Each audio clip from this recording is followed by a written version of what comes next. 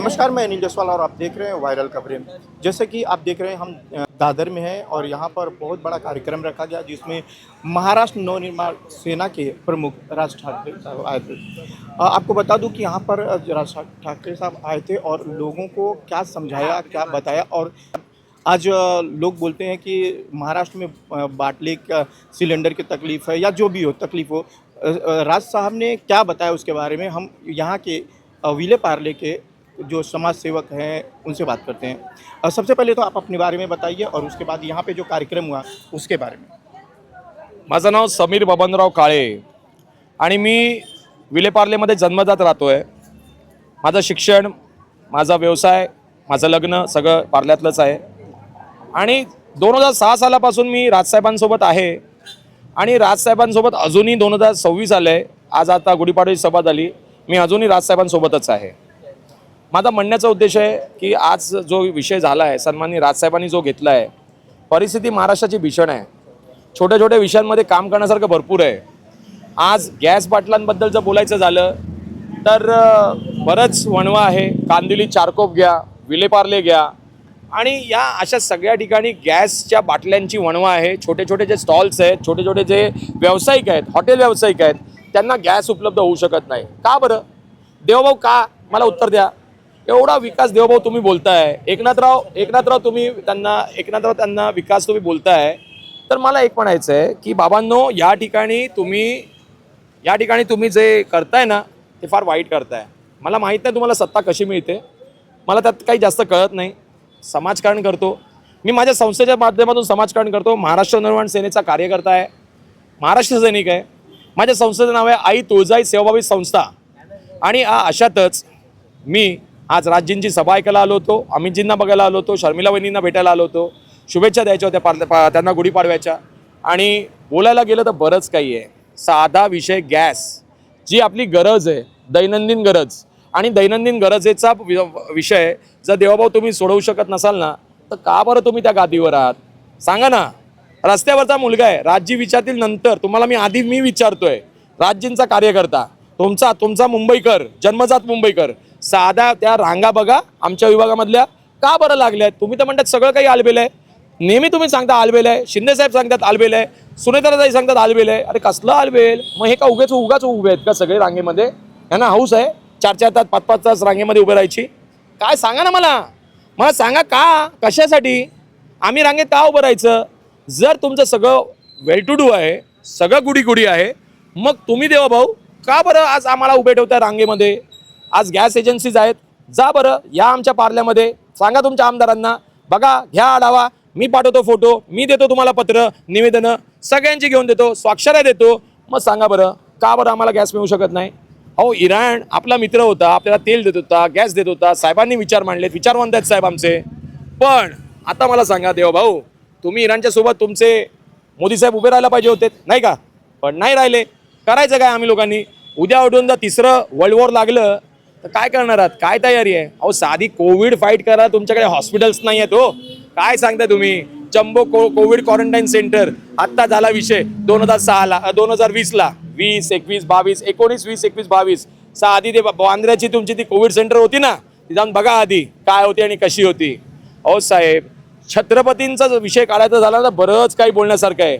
समुद्रामध्ये तुम्ही जाऊन तुम्ही काय माती टाकली, सगळ्यांना 7 नद्यांचं पाणी सोडलं, पण छत्रपतींचा विषय, आज छत्रपतींना तुम्ही कन्सिडर करताय कशासाठी? छत्रपती शिवाजी महाराज आराध्य दैवत आहेत आपले, जय भवानी। मला म्हणायचंय, आज समुद्रामध्ये तो पुतळा केव्हा बरं उभा राहणार हो? तुम्ही नेतृत्व करताय, तुम्ही कोस्टल रोड बांधताय येतोय तुम्हाला, हा, तो कशासाठी बांधताय आम्हाला माहिती, पण छत्रपती शिवाजी महाराजांचा पुतळा जो स्टॅच्यू ऑफ लिबर्टी पेक्षा पण मोठा बनवणार होतात असं मी ऐकलं होतं, वाचलं होतं, बघितलं होतं। नरेंद्र मोदी साहेबांनी या ठिकाणी येऊन सर्वच्या सर्व ते त्या ठिकाणी पूजा अर्चना केली। काय झालं? किती वर्ष झाली? कधी घेणार विषय? सांगा बघा जरा। काम करण्यासारखं बरंच आहे, पण तुम्ही फक्त उगाचच निविदा काढत बसलेल्या आहात। त्या NCCला बघा, NCCL, Nagarjuna construction company limited, हो, हा विषय फार मोठा गंभीर आहे, बघा लक्षात ठेवा। फक्त 3 वॉर्ड, मुंबईतल्या 24 वॉर्ड पैकी 3 वॉर्ड बघा, के पूर्वचे झाले 2 वॉर्ड, कोणकोणते? K south, K north, H east, H west, 1200 करोडची निविदा दिली हो. NCCL ने निविदा केली का होई पूर्ण? नाही. त्यांनी देऊन टाकली मारवाड्यांना. कोण? मी वा कन्स्ट्रक्शन. दुसरा कोण? तो मेगा. तिसरा कोण? मानसी. अरे कशासाठी? सगळेच चोर आहेत भडवे. मला माहिती आहे ना, मी देतो बॅटिंग, लय पेपर आहेत माझ्याकडे, आणि अशी बॅटिंग देईल ना, नाही वाकवलं, ज्या दिवशी लोकार्पण होईल ना या रोडचं, त्या दिवशी JCB आणून खोदून काढी ना, 1 by 1 हिशोब करतो मी, 1 by 1. लक्षात ठेवायचं. मुंबई महानगरपालिका, ऋतुताई तावडे, आमचे संजय गाडी, उपमहापौर देवाभाऊ, आणि तुम्ही शिंदे साहेब, सुनेत्राताई, जय महाराष्ट्र. अजितदादांबद्दल क्षमस्व, पण लक्ष उघड्या डोळ्यांनी बघा. 1200 करोडची निविदा फक्त एका कंपनीला 3 वॉर्डमध्ये आहे. 7,500 करोडची निविदा दिली आहे त्या भाड्याला, NCCL ला. कशासाठी? कोणी दिली आणि काय काम करतोय? अख्ख्या मुंबईवर जागता पारा देतोय मी.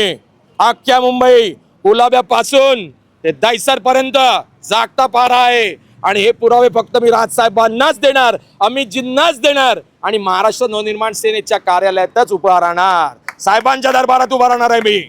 आणि तुम्हाला माझा पूर्ण चॅलेंज आहे, जर महानगरपालिकेमधून तुमची बिलं पास झाली, आई जगदंबे शपथ सांगतो, समीर काळे तांडवच करतो, तांडव.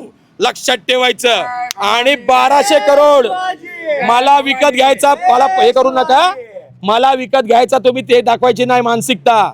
ज्या दिवशी बोललात त्या दिवशी तुमचं झाला मग गेम. काय झालंय? मला प्रलोभन देत आहेत. मी काय सांगतोय? आडनाव काळे आहे, राजसाहेबांसोबत गद्दारी होणार नाही. लक्षात ठेवा. कापलं रक्त तरी राजजींसाठीच निघल, अमितजींसाठीच निघल, आणि महाराष्ट्र नवनिर्माण सेनेसाठीच निघल. असा तसा कार्यकर्ता नाही मी पार्ल्याचा ढाण्या वाघ आहे, ढाण्या वाघ. आणि मला वेळ लागलाय 6 नगरसेवकचे 60 नगरसेवक करायचे आहेत मला. राजजी, मला फक्त एकदा ऐका आणि मला भेटा एकदा. माझ्याकडे बरंच काही आहे तुमच्यासाठी आणि बरंच काही सांगायचं. साहेब, तुमचा छोटासा आहे, छोटीशी खारुताई आहे तुमची, मी छोटीशी स्क्विरल, छोटासा विषय आहे माझा. एकदा 5-10 मिनिटं मला ऐका साहेब.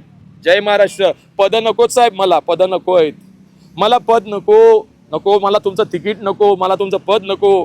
पण महाराष्ट्र नवनिर्माण सेना कसा मोठा होईल त्याच्यासाठी माझ्याकडे भरपूर काही आहे साहेब. तुम्ही आहात विचारवंत, पण विचारवंतांना पण थोडंसं कानात जाऊन सांगावं लागतं साहेब, याच्यावरती पण बोलावं लागेल म्हणून. हो साहेब.